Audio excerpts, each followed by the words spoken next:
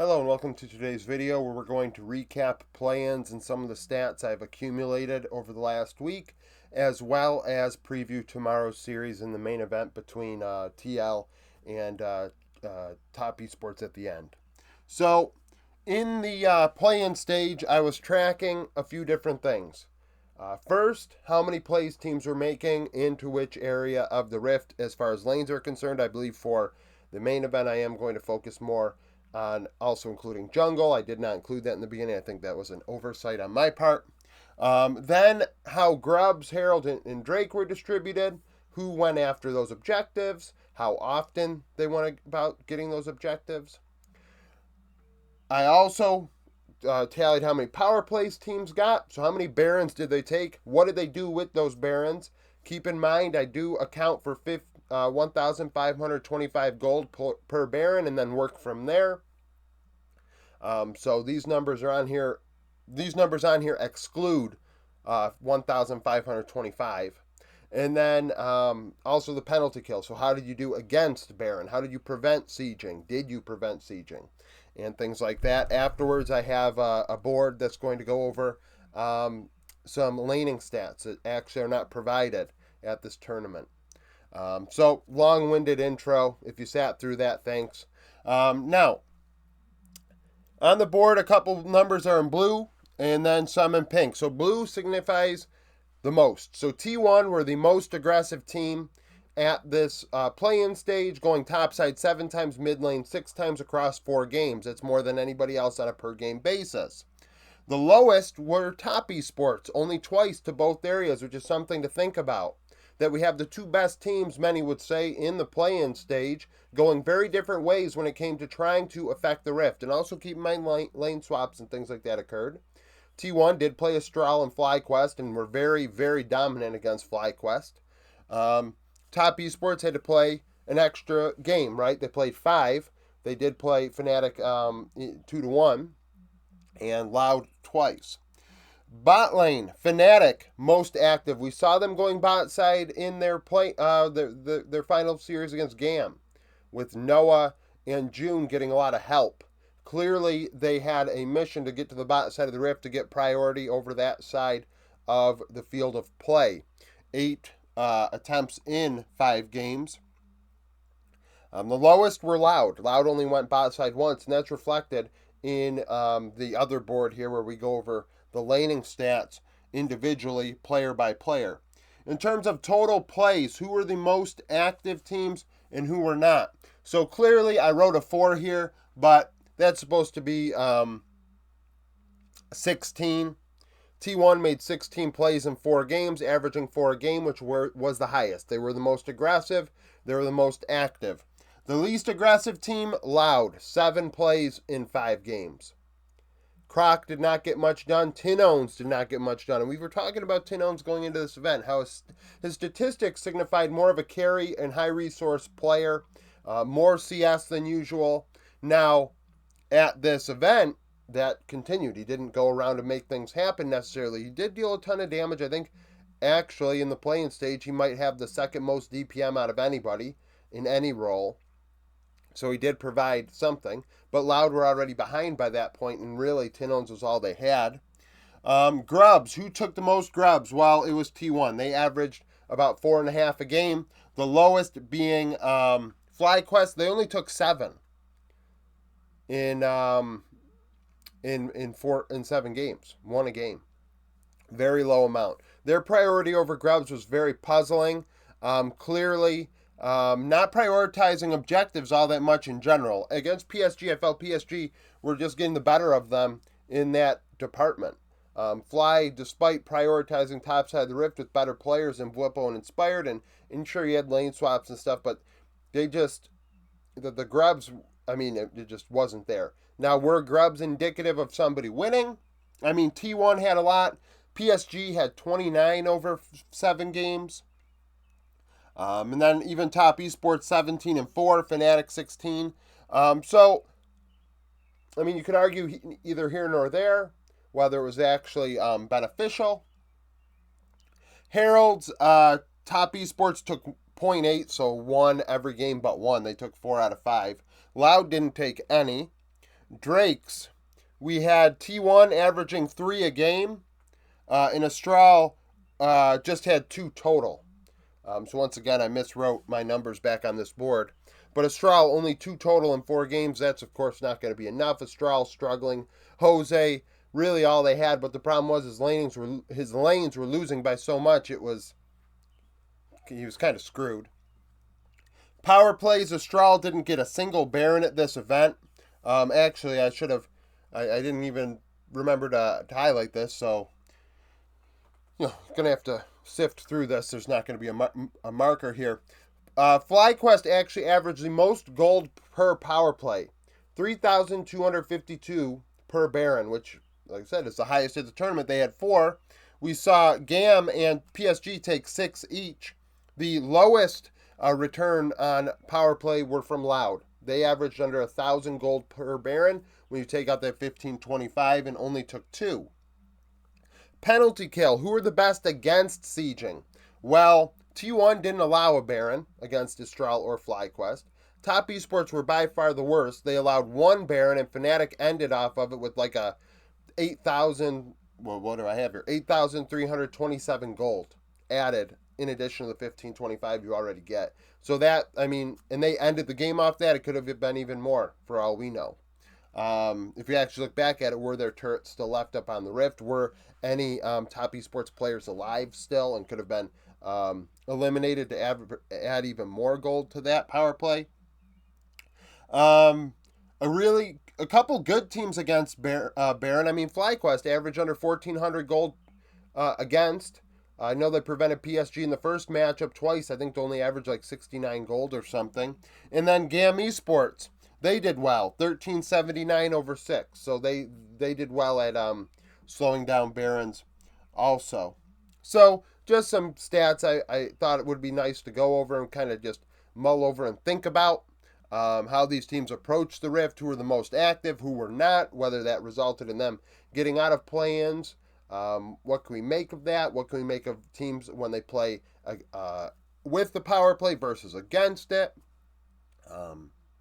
So just some stuff to think about. Now on to the next half of this video. Okay, now for the second half of this video.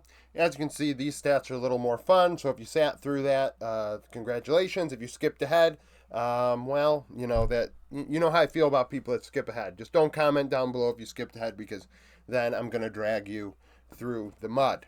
Now, we have the roles here: top, jungle, mid, bot lane. Bot duo together because of the Senna meta. Gold and CS differences, I calculated them myself. They even out to 0, so I'm hoping they're accurate.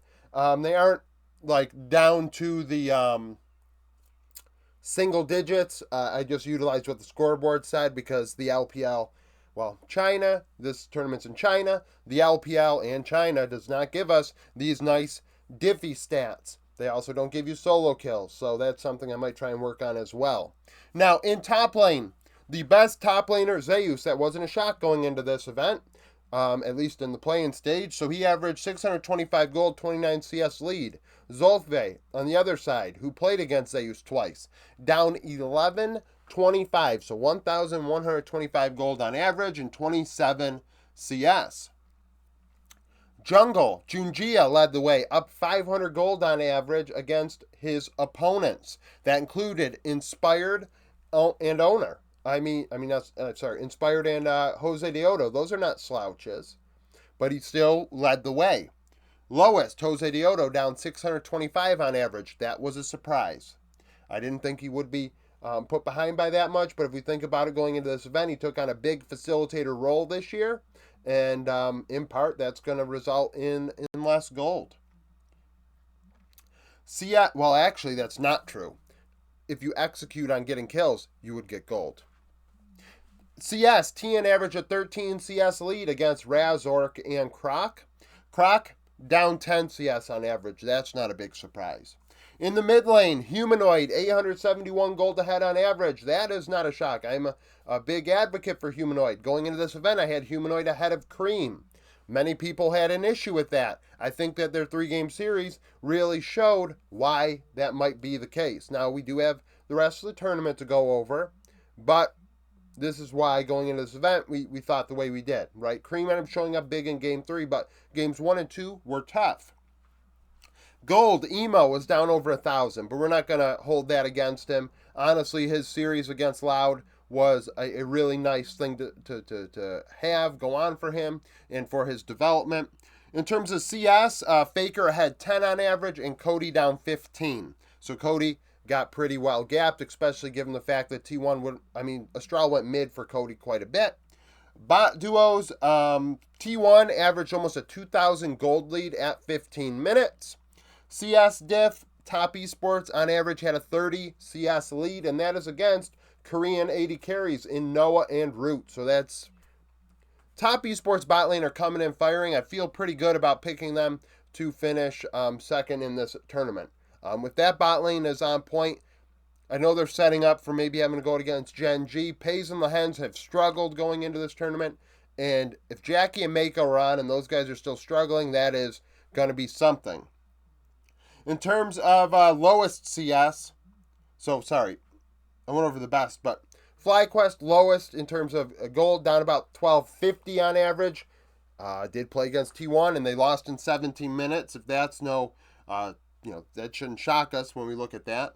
And then Loud on average down 20 CS in the bot lane. Keep in mind there are Senna bot lanes in this. There are lane swaps in this. But just something to look at in these stats we don't have, right? So we have to make them up as we go. And not actually, makeup is actually not what I want to say because I did not make these up. I actually have tallied them. But winging these stats without, the information at our fingertips.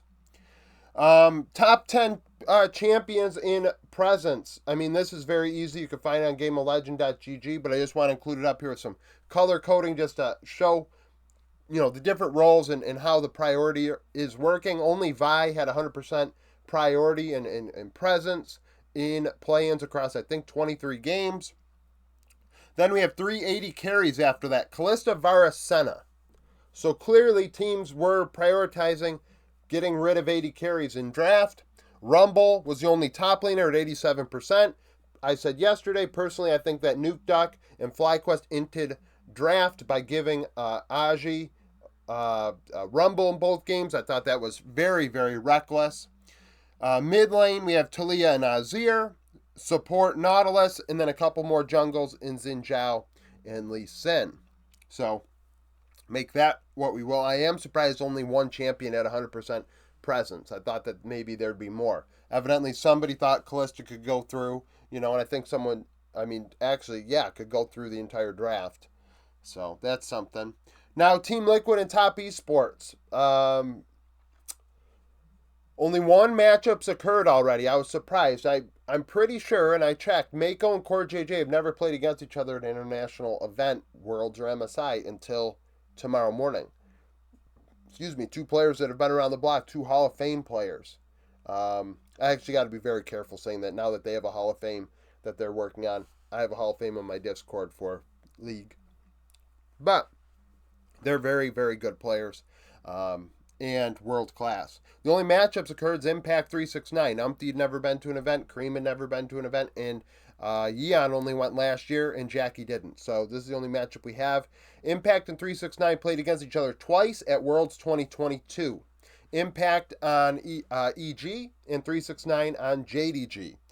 369 would win both of those. He had a 2.8 KDA to 1 for Impact. Solo killed Impact twice. So that's a thing.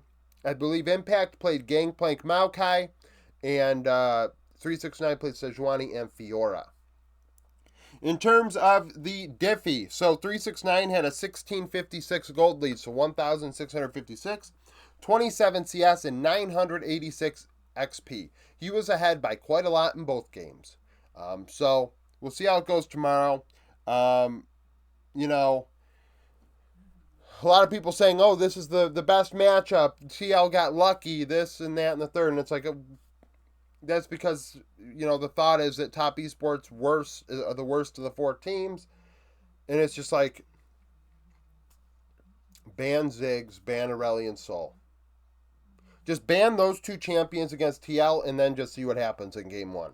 People are like, what about the Talia and the in the Tristana? It's like, yes, but we're banning the two champions that APA has like an 11-2 record on, and keeping the 10-10 champions alive. So we just took his 80-90% win rate champions out, and we now have it at 50-50. And if that's domestic 50-50, what is it internationally?